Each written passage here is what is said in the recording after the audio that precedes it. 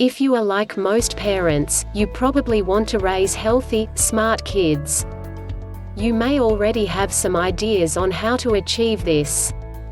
Here are some parenting tips that will help parents ensure their children develop to their full potential. One of the parenting tips that work best is giving your children quantity and quality time. When you spend time with your kids, try to engage them in meaningful conversations. Try to build fun and healthy communications and relationships while the kids are young. In many homes, parents do not really talk to their kids when they are young. But when the kids become teens, these parents desperately want to talk to their teens. But the opportunity is not there anymore. Try not to become average parents. According to statistics, an average American parent spends less than 15 minutes a week in serious discussions with their children. Practice and develop good habits. It is important that you push your kids to exercise their faith and put into action the lessons that they have received. For example, learning about charity, caring, volunteering, and some time to visit nursing homes and serve the elderly.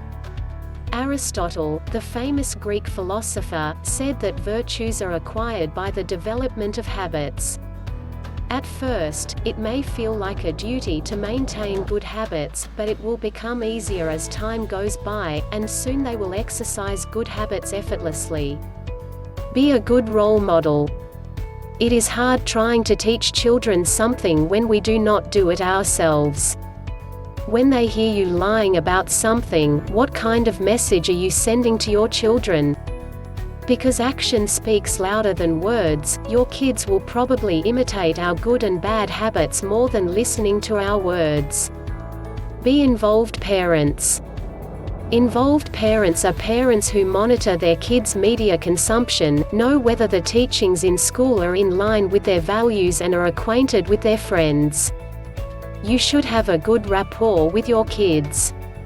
Nobody is perfect, but the more you become involved in your children's lives, the better your chances of raising them to be good citizens. Have a strong and healthy relationship.